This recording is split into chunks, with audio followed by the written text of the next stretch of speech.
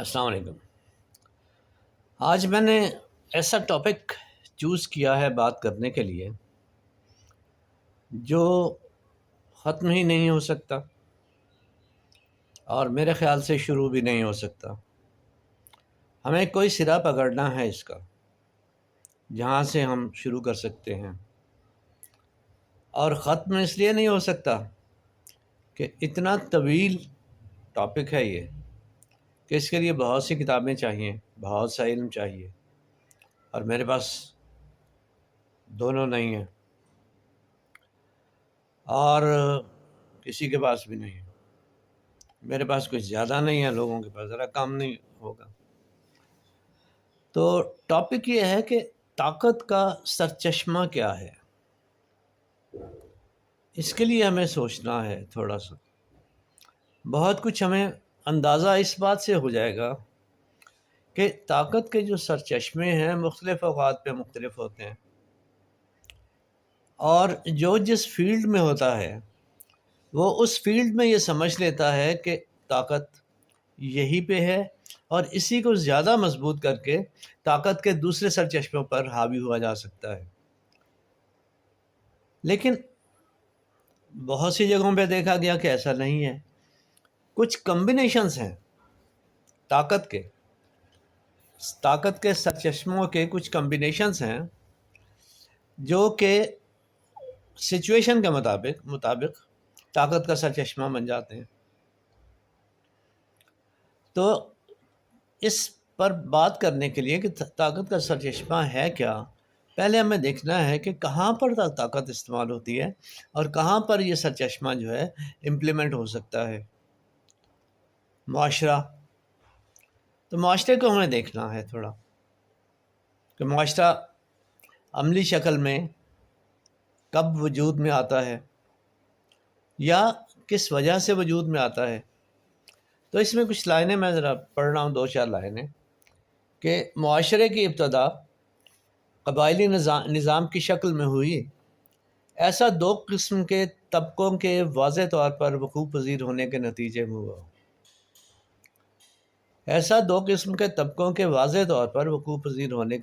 میں ہوا۔ نمبر 1، طاقتور اور عقل خاص کے حامل افراد کا طبقہ، یہ پہلی قسم ہو گئی۔ طاقتور اور عقل خاص کے حامل افراد کا طبقہ، اور دوسرا طبقہ کمزور اور عام عقل رکھنے والے لوگوں کا طبقہ۔ جب دوسرے نمبر کے یعنی عقل عام کا حامل اور کمزور طبقہ، اس نے پہلے طبقے کے سامنے سر تسلیم خم کر دیا تو مضبوط قبائلی نظام وجود میں آ گیا، یعنی سرنڈر، اور یہ میجورٹی تھی۔ دوسرا طبقہ جن کے پاس اختیارات تھے، طاقت تھی اور علم تھا خاص، جو ان سے اوپر تھا، عام طبقے سے، کمزور طبقے سے۔ تو یوں معاشرہ جو ہے وہ تشکیل پا گیا۔ تو ایسا معاشرہ جب تشکیل پایا، جو ہمارے ریکارڈڈ ہسٹری، بڑی امپورٹنٹ لفظ ہے، بہت امپورٹنٹ لفظ ہے ریکارڈڈ ہسٹری۔ تو ریکارڈڈ ہسٹری میں ہم جب بھی چلتے ہیں تو لوگ مختلف جگہ پر آ کر اس کا اپنا اعتماد ظاہر کر دیتے ہیں، لیکن زیادہ تر لوگوں کا اس پر اتفاق ہے کہ میسوپوٹیمیا، اور کی تہذیب، میسوپوٹیمیا کی اس دوآبے کی تہذیب جو دجلہ اور فرات کے درمیان واقع ہے۔ ایسے میں نے کیا تو مجھے وہ یاد آ گیا، دوآبہ یہ ایک آب یہ ہے، یعنی دریا، دوآبہ 2 دریا، جیسے یہ ایک یہ، تو اس کے بعد آپ وائی کی شکل بنا لیں تو یعنی ایک یہ ہو گیا، ایک یہ ہو گیا، نہیں یہ بھی غلط ہو گیا، بہرحال وائی کی شکل، ایسے ایسے ایسے۔ تو یہ ہو گیا دجلہ اور فرات، اور اس کے بعد ایک 200 کلومیٹر کا تقریباً ان کے ملنے کے بعد 200 کلومیٹر کا تقریباً ایک دریا بنتا ہے ان دونوں کو ملا کر، جو کہ عربین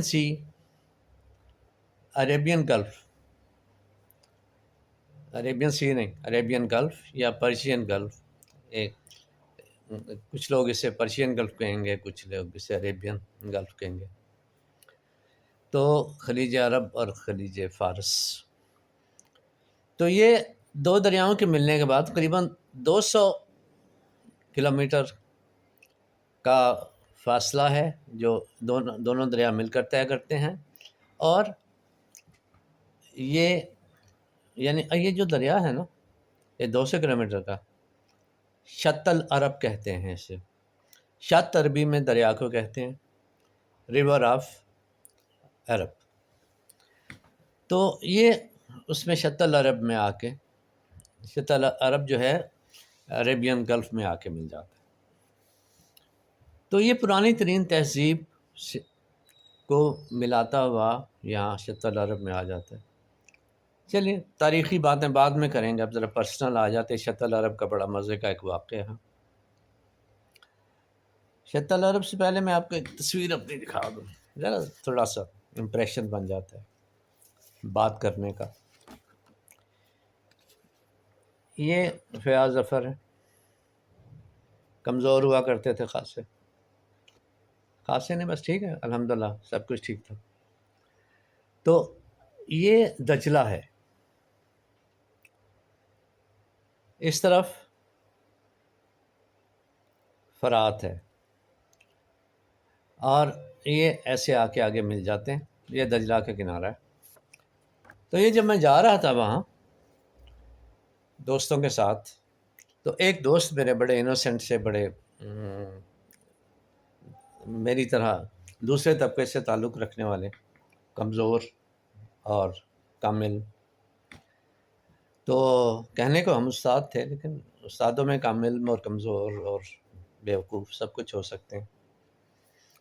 تو ہم لوگ شط العرب پہ پہنچے اور اس جگہ پہ رکے، شط العرب کے اس دہانے پہ پہنچے جہاں پر وہ خلیج فارس یا خلیج عرب میں گر رہا تھا دریا. وہاں سے ہم دیکھ سکتے تھے کہ گدلا پانی، مٹیالہ پانی ایسے آ کے اس میں خلیج میں گر رہا ہے. یعنی ایک رو تھی جو گدلے پانی کی، دریاؤں کے پانی کی، مٹی کے رنگ کا پانی آگے جا رہا تھا اور پھر آگے جا کے مل جاتے تھے. ایک آبویسلی وہ سمندری پانی تھا، خلیج کا پانی تھا، تو اس میں جا کے بالکل ضم ہو جاتا تھا. سوجی صاحب یہ کہ ہم نے ایک کشتی، چھوٹی کشتی، ایک ملاح جسے چلا رہا تھا، گرچہ موٹر بھی تھی اس پہ لگی، لیکن چھوٹی کشتی تھی، ایسی چھوٹی کہ ہم اسے ایسے دونوں کناروں پر ذرا چوڑے ہو کے ایسے انہیں دونوں کناروں پہ اسے ان کشتی کے سروں کو پکڑ سکتے تھے. تو ہم لوگ بیٹھے ہوئے تھے، مزہ کر رہے تھے، رنگ کو، دریا کے رنگ کو، سمندر کے رنگ کو اوپر چہچہاتے یا پھرتے ہوئے پرندوں کو دیکھ رہے تھے. تو ان پرندوں کو دیکھنے کے بعد ایک دم سے آگے جانے کا راستہ جو ہے، وہ ہمارا جو ایک مطلوبہ یا ڈٹرمنٹ تھا، وہ راستہ مکمل ہوا. تو اسے کشتی کو موڑنے کے لیے کوشش کی کہ اسے موڑا جائے.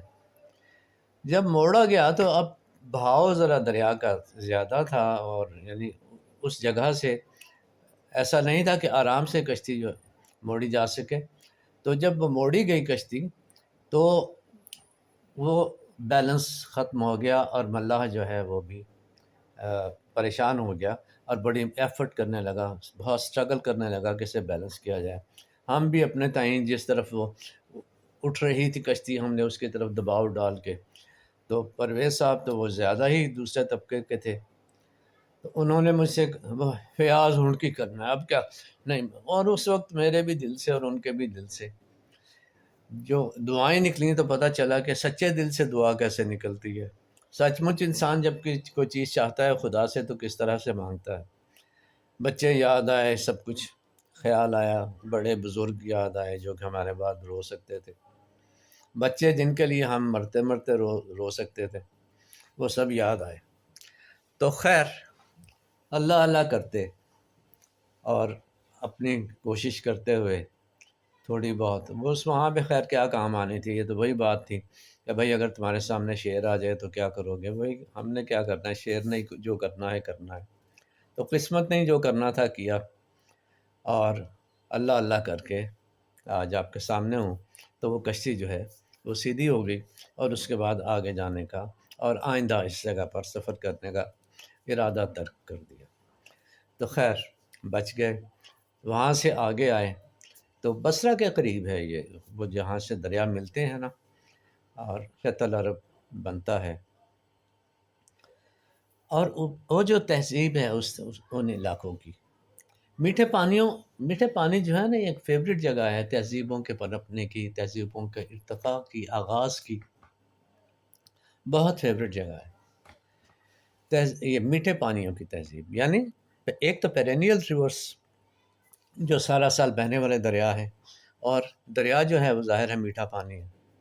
وہاں پر ہم غور کریں ذرا، دریاؤں کے ساحلوں پر ہی پرانی تہذیبیں امرج ہوئی ہیں، وہاں پہ بنی ہیں۔ چلیے ویسے باتیں گفتگو کرنی ہے نا ہمیں، اور اسی طرح آگے آگے ذرا چلتے ہیں، کوشش کرتے ہیں آگے جانے کی۔ موضوع میں نے وہ پکڑ لیا جو میں نے بتایا نا، نہ شروع ہوگا نہ ختم ہوگا۔ تو ہم نے اپنی طرف سے بہت تیر مارا کہ اور کی تہذیب سے، میسوپوٹیمیا کی تہذیب سے بات شروع کی، لیکن جب ان کے ہم مار کے دیکھیں گے کہ ان تہذیبوں نے کیا مار کے مارے، تو ایسے تو نہیں مارے جا سکتے۔ وہی بات کہ اس کا ایک بیک گراؤنڈ ہوگا، ہم اس کو بھول جاتے ہیں۔ نون ہسٹری جو ہے، نون ہسٹری، ریکارڈڈ ہسٹری، وہاں سے شروع کریں گے۔ لیکن وہ ریکارڈڈ ہسٹری میں جب کوئی مارکے ہوں گے، کوئی نظام ہوگا، کوئی تہذیب ہوگی، کوئی علم و ادب ہوگا، کوئی نظام اس طرح کے ہوں گے کہ ایک دم سے نہ بن پائے ہوں گے، تو ان کا ایک بیک گراؤنڈ ہوتا ہے، اس کے پائنیئرس کوئی اور بھی ہو سکتے ہیں۔ تو ایسا ہی ہے۔ خیر اس کی بات بھی کرتے۔ تو ابھی جو بات میں کرنے والا تھا کہ ان تہذیبوں کی بات، میٹھے پانیوں کی بات ہو رہی تھی، کہ ذرا دیکھتے ہیں، تھوڑا سا ایک سرسری سا جائزہ لے لیتے ہیں۔ بات تو میں نے کر دی، چلیے اس کی مثالیں ڈھونڈتے ہیں۔ ایجپٹ کی سکندریہ، یہ قاہرہ، مصر کی تہذیب، اس کے شہر ہیں جو پرانی ترین تہذیبوں میں ہے، فیروز کی ہے وہ سویلائزیشن، فرعون تھے جب، آج سے 4000 تک راؤنڈ سال پہلے، دریا کے کنارے۔ سندھ کی تہذیب کمال پرانی تہذیب ہے، کشمیر سے لے کر یہاں ٹھٹھا کراچی تک کا علاقہ جو ہے، اس پر تقریباً 4000 قصبے دیہات آباد تھے باقاعدہ، ریمینس ملتے ہیں ان کے، لیکن ایکسکیویشن نہیں ہو پاتی، اس کو اس طرح سے کھودا نہیں جا سکتا۔ دریا کے کنارے اتنا کام نہیں ہوتا۔ ہمارے اور بہت مسائل ہیں، اللہ انہیں ٹھیک کرے اور ادھر دھیان لانے کی کوشش ہو سکے۔ اور میرے نزدیک جس پر سب سے زیادہ کام ہوا ہے، سب سے زیادہ کام ہونا چاہیے تھا، اور سب سے کم کام ہوا ہے، وہ ہے سوان ویلی، دریائے سوان کی تہذیب۔ یہ راول پنڈی کے علاقے سے ہوتا ہوا پھر یہ دریاؤں کے دامن سے گزرتا ہوا، پانی اب تو خیر بہت کم ہے اس میں، لیکن بہت پرانا دریا ہے، اس کی بہت پرانی تہذیب ہے، بہت کچھ اس میں سے پتہ چلا ہے کہ اس کے ریمینس ہیں جو وہ کس قدر پرانے ہیں، اور اسے دنیا کی کسی بھی پرانی ترین تہذیب سے کم نہیں کہا جا سکتا، زیادہ کہا جا سکتا ہے۔ یہ اس لیے بھی میں زیادہ اعتماد سے بات کہہ رہا ہوں کہ جتنا ہمیں پتہ چلا ہے اسی سے وہ ان کے برابر جا کھڑی ہوئی ہے، یا اس سے پرانی بھی ہو سکتی ہے۔ اسی کی تہیں اگر اور تلاش کی جائیں تو ہم کہاں نہیں پہنچ سکتے۔ ان کے سسٹم کو، ان کے نظام کو، ان کی ایجادات کو کہاں تک نہیں پا سکتے۔ خیر، بات ہو رہی تھی میٹھے پانی کی، سوان ویلی بھی وہیں پہ آ گئی۔ اسی طرح اوپر ناردرن ایریاز میں چلے جائیں، بہت بڑا علاقہ ہے۔ کون سا بڑا علاقہ ہے؟ یہ نیچے ہے عریبین سی، لیٹر سے Arabian ocean, Indian ocean, sorry, Indian ocean ہے نیچے، بہت بڑا۔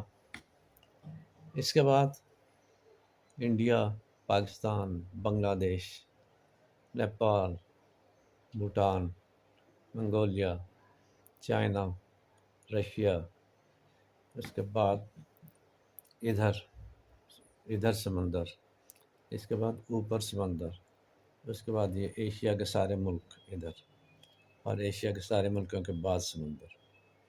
ان کے درمیان سمندر بہت کم ہیں، سمندر تو نہیں، پھر وہی خلیجیں آ جاتی ہیں۔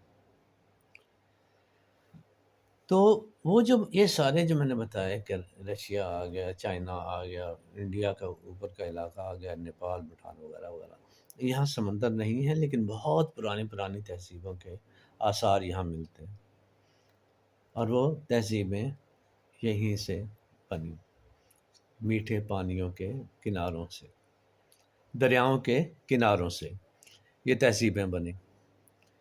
تو اب یہ سب تہذیبیں، میٹھے پانی نعمت ہے، تو ان کی تہذیبیں بھی ایک نعمت ہیں۔ تو ہم جہاں سے بات شروع کر رہے تھے کہ میں کویت سے عراق جاتے ہوئے اس کے دہانے پر، خلیج عرب کے دہانے پر، جہاں شط العرب اس سے مل رہا ہے، وہاں رکے۔ اس کے بعد آگے گئے بصرہ کے پاس، جہاں سے وہ دو دریا جہاں پر ملتے ہیں، دجلہ اور فرات، یہاں سے شط العرب جو ہے اس میں خلیج فارس میں، خلیج عرب میں جا گرتا ہے۔ تو وہاں سے ہمیں تہذیبیں جو ہیں ملتی ہیں۔ یہاں سے جب ہم بات کر رہے تھے، پھر واپس آتے ہیں، تو بات یہ کر رہے تھے کہ طاقت کا سرچشمہ کیا ہے۔ تو جب سب یہاں پہ پہنچے تو یہاں پہ ہمیں پتہ چلا کہ سب سے پہلی تہذیبیں تو یہیں پہ ہیں، طاقت کا سرچشمے تو یہیں پہ ہیں، جہاں سے ریکارڈڈ ہسٹری کا ہمیں پتہ چلتا ہے۔ یہیں سے پتہ چلتا ہے کہ وہ طاقت کے سرچشمے دراصل کیا تھے۔ جب نظام، ایک معاشرتی نظام جو ہے یہاں پر ایوالو ہوا، اس میں کیا کچھ تھا۔ تو صاحب، سب سے پہلی ریکارڈڈ ہسٹری کی شاعرہ بھی یہیں پر تھیں۔ یہ شاعرہ خوبصورت بھی تھیں، پرنسس بھی تھیں، اختیارات بھی تھے، اور ریکارڈڈ ہسٹری کی یہ دنیا کی سب سے پرانی شاعرہ تھیں۔ تو جب ہمیں یہ پتہ چلتا ہے کہ یہ ریکارڈڈ ہسٹری کی سب سے پرانی شاعرہ تھی، تو پھر ہمیں یہ بھی جب پتہ ہے کہ اس سے پہلے کی ہمیں ہسٹری کا نہیں پتہ، تو جب نہیں پتہ تو جس کا پتہ ہے تو اس میں یہ ایک ریکارڈ بھی ہے، اور تب سے ریکارڈ جو ہے وہ ہمارے سامنے آ بھی گیا ہے۔ تو اس کی بنیاد کیا ہوگی؟ ایک دم سے تو وہ نہیں بن گئی ہوگی، لہٰذا ایک پورا سٹرکچر تھا۔ اب شاعری جیسے جیسے بنی، شاعری میں کام کیا لیا گیا؟ اس سے طاقت کے سرچشمے سے حکومت تھی، عوام بہت تھے، حکومت جتنی بھی ہو کم ہی ہوتی ہے عوام سے، حکمران کم ہی ہوتے ہیں۔ ہندوستان دنیا کا سب سے بڑا ملک، سب سے خوشحال ملک، لیکن چند ہزار غیر ملکیوں نے آ کر اس پر حکومت کی،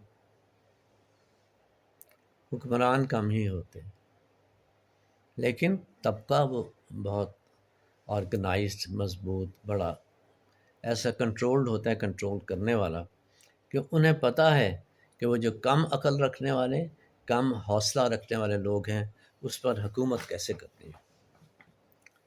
تو اس بات کو وہ جانتے ہیں، اور اس حکومت کرنے کے لیے وہ ساری پلاننگ کرتے ہیں۔ اس کے لیے جو چیزیں درکار ہیں وہ ان کو اس طبقے کو میسر بھی ہوتی ہیں، اور وہ اسے استعمال کرنا بھی جانتے ہیں۔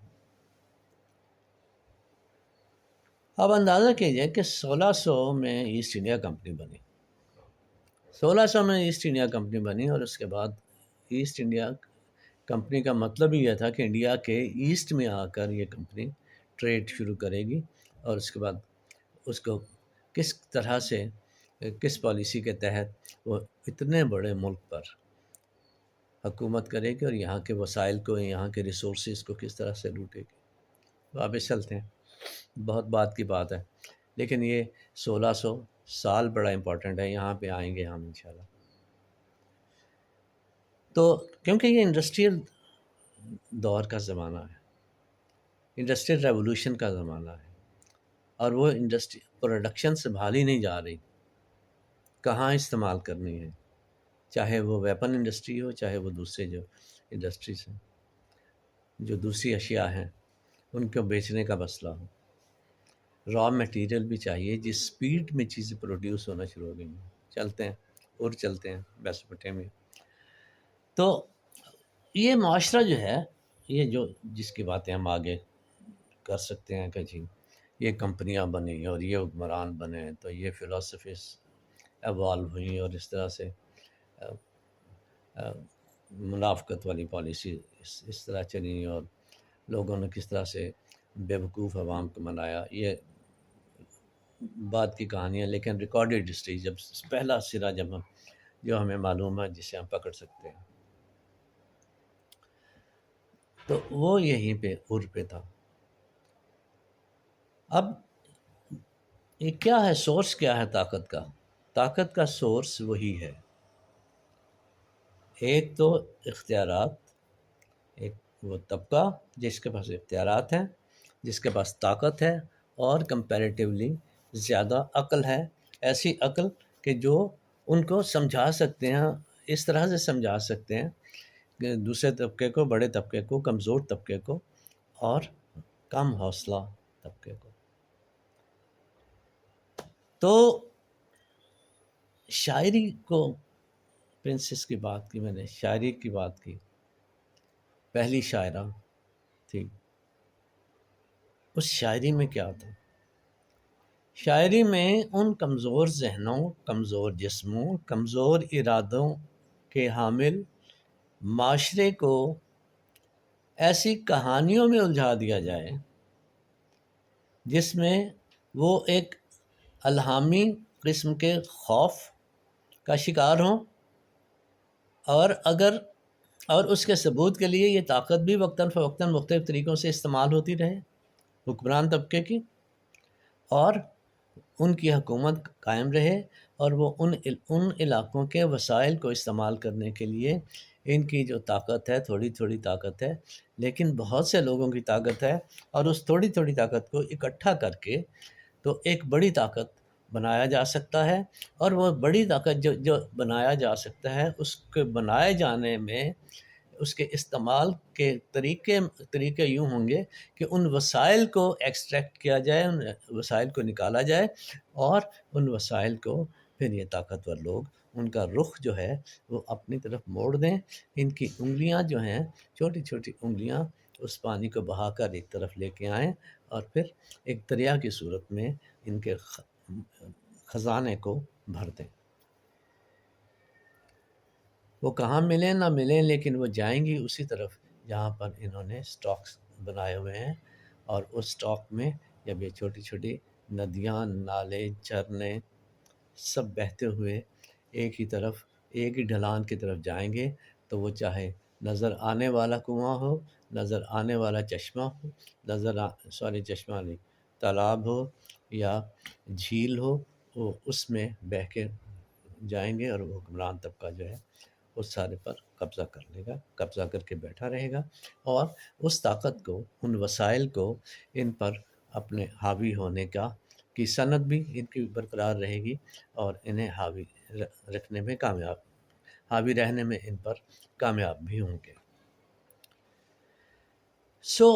اس طرح سے جس نے شاعری کی اس میں ایک مذہب کی شکل اس طرح سے دے دی گئی کہ وہ ان کا یقین اور ایک اعتقاد اتنا مضبوط ہو گیا کہ اس شاعری میں اس کو اس طرح سے پیش کیا گیا کہ لوگوں کو پتہ چلے، ان کی زندگی کا ایک مقصد کریٹ کر دیا گیا، اور اس زندگی کے مقصد کو اس طرح سے بیان کیا گیا جو کہ جس کا فائدہ سارا حکمران طبقے کو جاتا تھا۔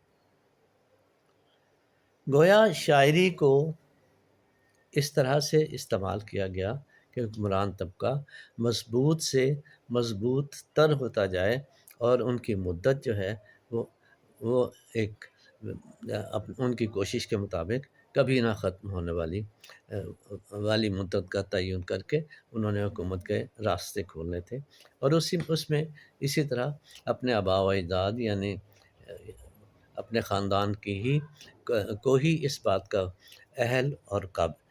اہل سمجھنا، اور لوگوں کو یہ یقین دلانا کہ حکومت جو ہے انہی کی جاگیر ہے۔ جیسے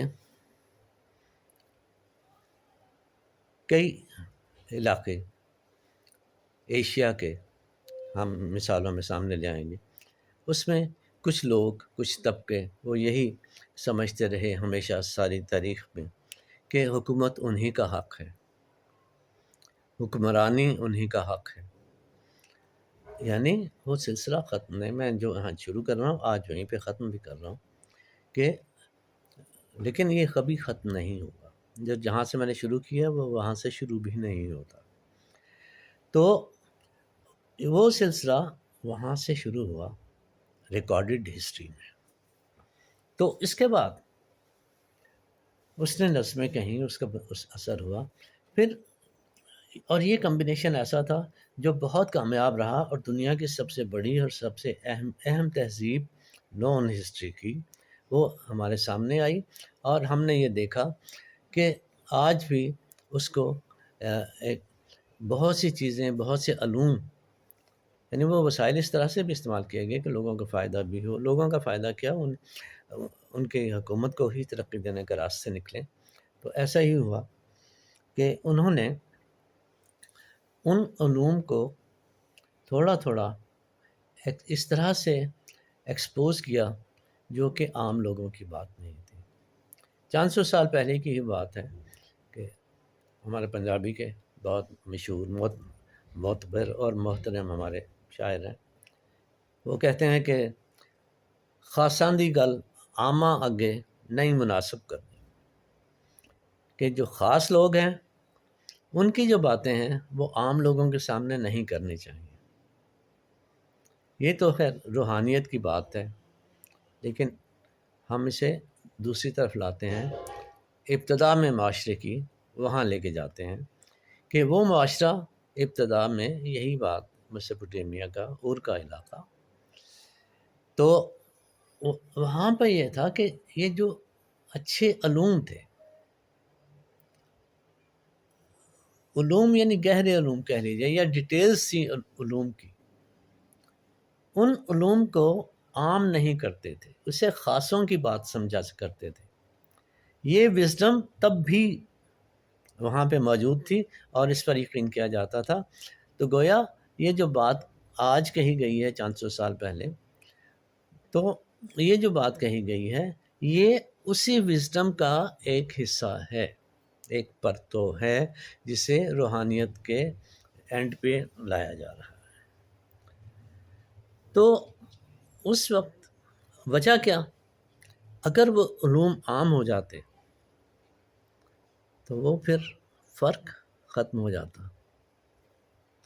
جیسے میں نے کہا کہ کم عقل کم حوصلہ، کیونکہ علوم اگر عام ہو جاتے تو وہ کم عقلی بھی نہ رہتی، حوصلہ بھی کم نہ ہوتا، اور کم علمی تو ویسے ہی کم ہو رہی ہے اگر علوم آنا شروع ہو گئے۔ آج بھی ہم دیکھتے ہیں کہ کئی دیہاتوں سے شہروں کی طرف سڑکیں نہیں بنا کے دی جاتی، ارادے سے نہیں بنا کے دی جاتی، اس لیے نہیں کہ وسائل نہیں ہیں، بلکہ اس لیے کہ یہ فرق ختم نہ ہو، حکمرانوں کا حکومت کا دورانیہ ختم نہ ہو، کم نہ ہو۔ سو چلتے ہیں اسی ابتدا کی طرف۔ انہی میں یہیں پر کہتے ہیں کہ لکھنے کی بھی تعلیم یہیں سے شروع ہوئی، اور بھی بہت سے علوم یہیں پر آئے اور یہیں سے شروع ہوئے، نہ جانے یہاں سے شروع ہوئے یا نہیں، لیکن ریکارڈڈ ہسٹری میں یہیں سے شروع ہوئے۔ تو اس طرح سے شاعری کو استعمال کیا گیا، اس طرح عقیدہ بنانے کے لیے، وہ عقیدہ جو کہ بعد میں ہم روحانی الہامی روحانی تو خیر یہاں پر بھی انٹروڈیوس کروا دیے گئے، اور سو کالڈ روحانی تھے کہ علوم کی کمی کی وجہ سے کئی ایسی چیزوں کو، کئی ایسے علوم کو اس طرح سے ایکسپوز کیا جاتا کہ ان کی شکل یہ ہو جاتی کہ یہ کام دیوتاؤں نے، دیوی دیوتاؤں نے کر دی۔ دیوی دیوتا خود کریٹ کیے گئے، اور ان کے اعمال جو ہیں وہ کس طرح سے لوگوں کو کنٹرول کرتے ہیں، یہ بھی انہوں نے خود ہی کرنا شروع کیا۔ تو جب یہ سارا کام ہو گیا تو لوگوں کو روحانی طور پر بھی اپنے انڈر انفلوئنس لانے میں انہوں نے کامیابی حاصل کی۔ تو علم ایک تو یہ ہو گیا اختیارات، جو ظاہر ہے ایک محدود طبقہ ہے، لیکن طاقتور طبقہ ہے، ذہنی طور پر بھی، علمی طور پر بھی، اور ویسے بھی اختیارات کے لحاظ سے بھی، اور وہ ان سب چیزوں کو ان سے اتنے ہی ڈفرینس کے ساتھ تعلیم کو اتنے ہی ڈفرینس کے ساتھ انہیں نیچے رکھنا چاہتے ہیں۔ طاقت کے لحاظ سے وہ اتنے ہی دور رہنا چاہتے ہیں، عقل کے لحاظ سے اتنا ہی، اختیارات کے لحاظ سے اتنا ہی نہیں، ایسا نہیں ہے۔ مجھے ایک کہانی کا ایک جملہ یاد آ گیا کہ ایک شودر ایک بڑی ذات والے سے کہتا ہے، ایک مسئلے میں الجھ جاتا ہے وہ، تو وہ اس سے کہتا ہے کچھ آپ ہی سوچیں نا، آپ اس مسئلے کا حل سوچیں، ہم کیا سوچیں گے، ہم تو نیچ ذات کے لوگ ہیں۔ یعنی یہ بات مسلط ہے، یہ اس کے ہم تو سوچنے کے قابل ہی نہیں ہیں، ہمارا تو ذہن ہی صلاحیت کا حامل نہیں ہے کہ ہم کچھ سوچ سکیں، ہم کچھ بھلا کر سکیں، ہم کوئی بہتری کو جان سکیں یا حقیقت کو پہچان سکیں۔ افسوسناک جملہ ہے، مجھے پڑھ کے بہت دکھ ہوا تھا، تھوڑی دیر میں رک گیا تھا۔ تھوڑی دیر رکنے سے، چلیے تھوڑا سا ایک مسالہ ڈال دیتے ہیں بات چیت میں، تھوڑی دیر رکنے سے مجھے یاد آیا کہ یہ واقعی تھوڑی دیر رکا تھا، لیکن میں سب سے زیادہ رکا تو ایک یہاں پر 100 ایئرس آف سولیٹیوڈ پڑھ رہا تھا، اس میں ایک جملہ تھا، وہ جملہ ایسا تھا کہ جب میں نے پڑھا تو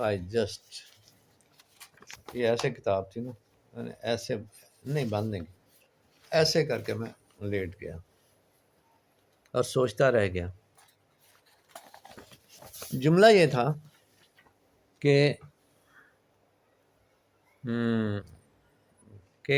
سوچتا کے بعد سوچنا پڑے کہ ہاں، secret of good old age is an honorable pact with solitude. Secret of good old age is an honorable pact. Honorable pact لفظ تھا اور اس پہ میں ہل کے رہ گیا، اور کمال میں نے داد دینے لگا کہ سادہ سے لفظ کو کس خوبصورتی کے ساتھ اس جملے میں گراؤنڈ ریالٹیز اور حقیقتوں کے ساتھ اس نے ایک دم سے باندھ کے رکھ دیا ہے۔ Secret of good old age is an honorable pact. Secret of good old age is an honorable pact with solitude. تو بہرحال افسوس ہوا مجھے وہ جملہ پڑھ کے کہ ہم کیا سوچیں گے. تو یہ ڈفرینس کو برقرار رکھنا حکمرانوں کی ضرورت بھی ہے، اور اس پر عمل بھی ہوا، اور تب سے عمل ہو رہا ہے جب سے ریکارڈڈ ہسٹری کی پہلی شاعرہ، جس نے جو پرنسس بھی تھی اور حکمران طبقے سے تعلق بھی رکھتی تھی. ظاہر ہے پرنسس ہی تو تب رکھے گی، بے وقوفی والی باتیں کرنے کی مجھے کیا ضرورت. پرنسس بھی تھی، حکمران بھی تھی. نو تو بہرحال آپ سمجھ گئے نا. تو یعنی وہیں سے جو شاعرہ پہلی شاعرہ بھی تھی، تو اس نے بھی اس چیز کی ضرورت محسوس کی، اور وہ تاریخ آج عالمی تاریخ میں سر اٹھا کے سوئی ہوئی. تو اس کے بعد یہیں سے تھوڑا ڈکلائن ہوا، کہ وجہ سیلاب آیا ہوگا، کہیں اور وجہ ہوگی. بیبلون پہلے بھی ان کے قبضے میں ہی تھا، ان کے ان کی سرپرستی پہ ہی چل رہا تھا. تو بیبلون میں پھر اختیارات چلے گئے. حمورابی کے زمانے میں اور بھی زیادہ اس کا نام ہو گیا. تو یہ ایک میں آپ کو چلیے پہلے بیبلون کی بات ہوئی. اس کے دیکھیے ایکسکویشن دیکھیے کس صفائی سے ہوئی ہے، کس طرح سے انہوں نے اس کی تہذیب کو نیچے سے دبا ہوا نکالا. اس کی گلیاں دیکھیں کتنی خوبصورت ہیں، کتنی ترتیب سے بنی ہوئی ہیں. یہ دیکھیں، کوئی انہوں نے بعد میں ہوتا ہے نا کہ ہاتھ سے ایسا سب کچھ. یہ دیکھ گلیاں سیدھی گلیاں ہیں بالکل. یہاں ادھر بھی یہی تھا کسی طرح. تو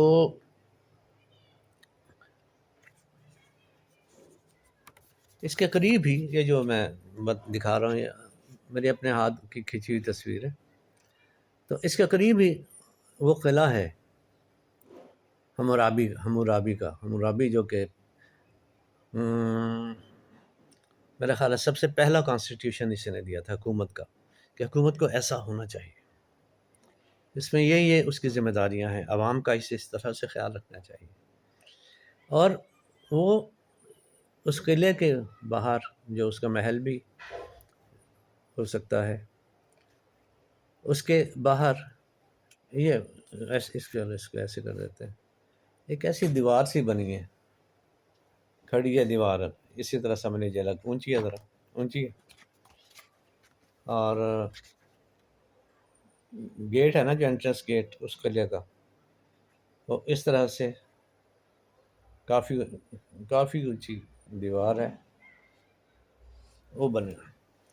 اس کے اوپر وہ میں نے بتایا نا کہ پہلا کانسٹیٹیوشن اسی نے دیا تھا ایک حکومت کا.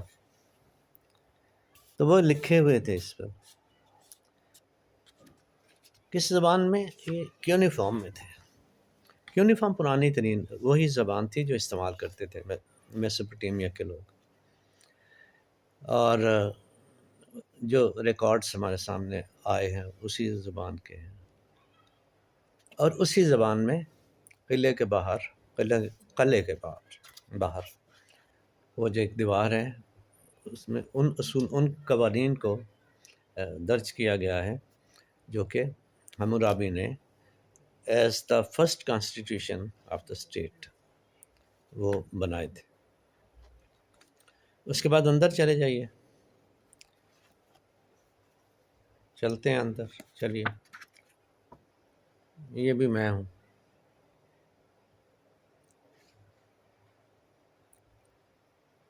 یہ وہ قلعے کے اندر کا حصہ ہے.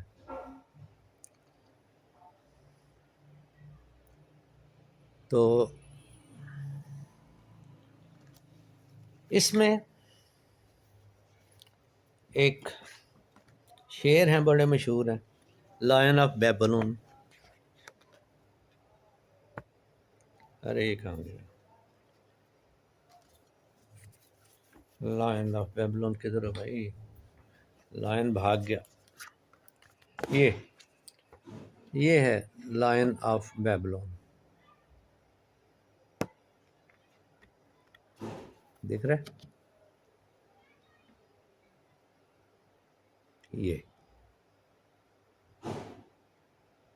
یہ سفید سوٹ والا میں ہوں، اور یہ ہاں یہ جو ہے نا، یہ پینٹ والے جیکٹ والے، یہ ہیں وہ میرے کمزور سے بھائی جو کشتی میں میرے ساتھ تھے، بچ کے جو ہم دونوں. اور یہ لائن آف بیبلون، اس کے نیچے ایک انسانی جسم ہے، اور یہ اسے مانا جاتا ہے کہ ایک سیکسول ایکٹ میں مصروف ہے. وہ دیوتا اور دیویاں، کچھ تو گاڈز ہوتے تھے، گاڈسز ہوتے تھے، اور کچھ ہاف گاڈ ہوتے تھے، یعنی جس میں پورے خدا والی تو نہیں لیکن آدھے خدا والی خوبیاں ہوتی تھیں بقول ان نظریوں کی، جو آ بھی جاتے تھے زمین پر، اور لوگوں سے جنسی تعلق بھی اپنے پسند کی لڑکیوں یا لڑکوں سے وہ جنسی تعلق بھی قائم کر لیتے تھے. کچھ ایسا ہی یہاں پہ دکھایا گیا ہے. میں کوشش کرتا ہوں آپ کو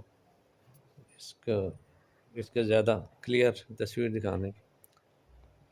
گوگل میں دیکھنا آسان ہے، اس میں بھی چلو میں نے بھی تو بات کرنی ہے.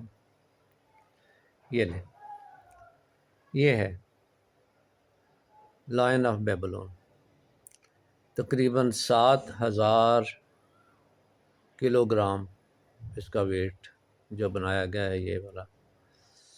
اس وقت یعنی کتنا بڑا کام ہوگا یہ. تو یہیں پہ ہم کھڑے تھے ساتھ. تو اس کے بعد سے پہلے آپ کو پھر یہ بات تو ہوگی نا کہ قلعہ ہے یہاں پر، دیوی دیوتا جو اشتار کا بھی یہاں آنا جانا لگا رہتا تھا. اشتار بہت بڑی، بہت طاقت والی، حسن والی، جنس والی ایک دیوی تھی. بہرحال وہ نظام جو ہے دیوی دیوتاؤں کا بہت بعد میں یونان میں بھی قائم رہا، اور بہت سے ملتے جلتے فیچرز ہیں دیوی دیوتاؤں کے، ان کی خوبیوں کے، نظام کائنات کو چلانے والے. تو چلیے آگے بات کرنے سے پہلے بیبلون کی بات کرتے ہیں. یہ ہے فیاض ظفر اور ان کے ایک اور دوست. نہیں پہاڑی نہیں ہے، عام پہاڑی نہیں ہے. میں نہ دکھاتا آپ کو، اس سے بہت خوبصورت پہاڑیاں پاکستان میں موجود ہیں اور دنیا میں ہیں. یہ ایسا نہیں ہے، سادہ بات نہیں ہے. یہ ہینگنگ گارڈنز آف بیبلون کے ریمینس ہیں. حدائق المعلقہ، معلق ہیں جو حدائق کے باغ وہ ہیں. یہ حدائق معلق کیسے ہیں؟ یہ آخری حصہ زمین جو نیچے والا باغ تھا، یہ وہ اس کا حصہ ہے جو بچ گیا ہے. تو انفیکٹ یہ کیا تھا؟ یہ سب سے نیچے والا حصہ ہے، اس طرح پہاڑی ہے، ٹھیک ہے. یہ پہاڑی، اس پہاڑی کے سر کے اوپر، یعنی یہ پہاڑی میں نے بنائی تھی نا یہ، تو اس کے یہاں پر یعنی یہ ایسے تھی، تو اسے یہاں سے اس طرح پہاڑی بنایا گیا، اور اس کا جو یہ حصہ ہے یہاں پر اسے شیڈ سا ایک دے کے اوپر ایک اور یہ پہاڑی بنا دی گئی. اس کے بعد پھر اس کے سر کے نیچے سے ایسے بیس بنا کے اس کے پھر پہاڑی بنائی گئی. تو یہ 7 پہاڑیاں اوپر نیچے بنی ہوئی، تراشی ہوئی تھیں، اور ان کے اوپر جو درخت تھے، پودے تھے، پھل پھول تھے، رنگین سب کچھ، ان پر مختلف چیزیں بنائی گئی تھیں، رہائش گاہیں بھی تھے، سب کچھ اوپر چڑھ کے جانے کے راستے بھی تھے، اور بہت سی کہانیاں ان سے منسلک ہیں۔ تو یہ سمجھ لیجئے کہ ایک پہاڑی، اس کی چوٹی پر دوسری پہاڑی، پھر اس کی چوٹی پر تیسری پہاڑی، تو یہ ایسے لگتا تھا کہ مختلف باغات ہیں جو فضا میں ایسے معلق ہیں۔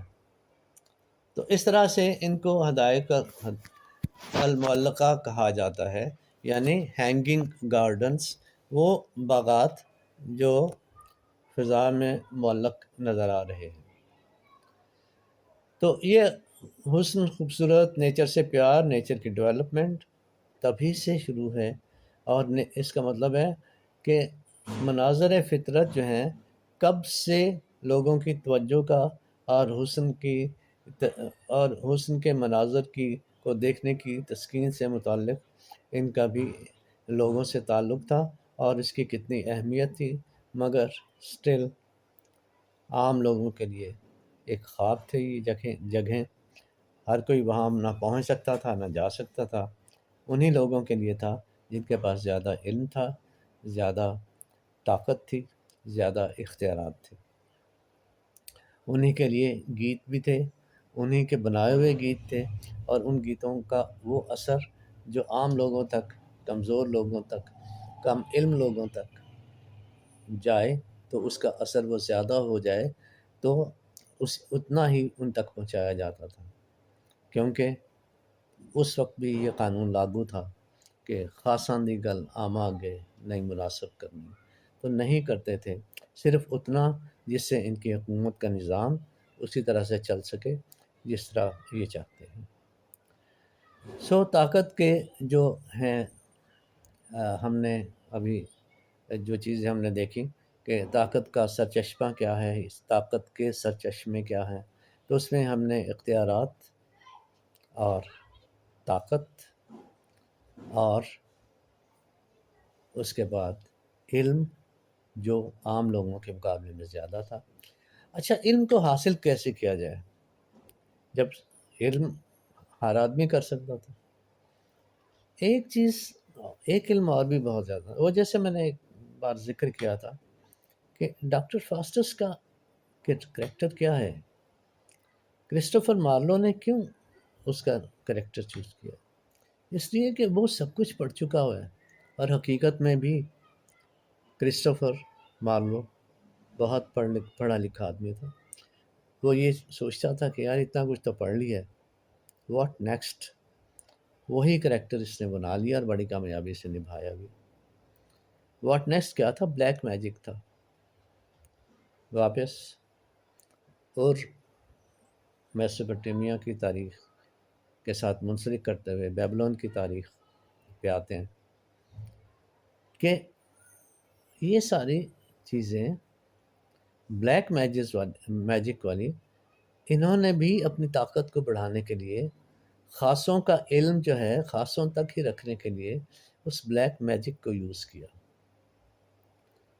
اس بلیک میجک میں ہی دیوی دیوتاؤں کا تصور آیا، پھر ہاف گاڈس کا آیا، پھر ان کے لوگوں کے ساتھ جو انٹریکشن کے واقعات کو کسی طرح سے پھیلایا جانا، اور ان واقعات کو لوگوں تک مختلف طریقوں سے پھیلانا، یا مختلف آوازیں جو ہیں یہ اپنے ان کی عبادت گاہوں میں جو مختلف واقعات اور مناظر اور اثرات تھے، اچھا یہ تھے، میجک آ گیا، نالج آ گیا، اور نالج اب اور کیا انٹر ہو رہا ہے؟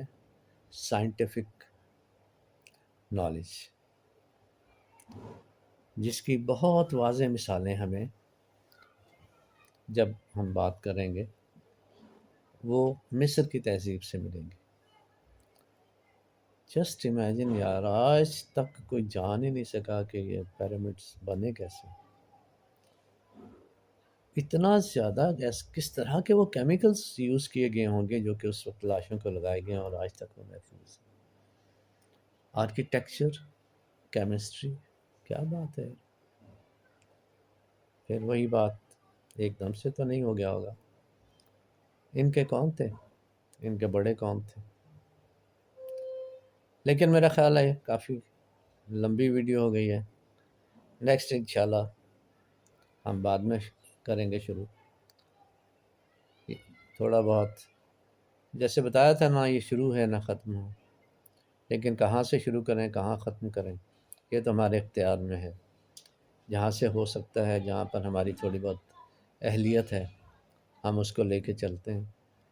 تو مختصر سا بالکل آؤٹ لائن میں نے آپ کے ساتھ شیئر کی ہے میسوپوٹیمیا کی.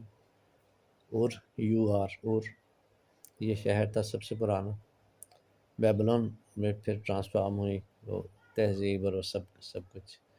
حمورابی پھر باہر نکلا ان ساری چیزوں سے، وہ کانسٹیٹیوشن بھی اس نے بنایا.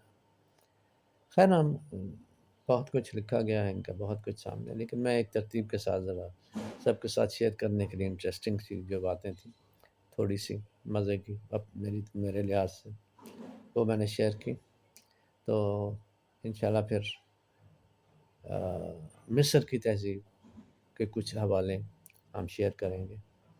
خوش رہیے، دعا میں یاد رکھیے. Thank you very much.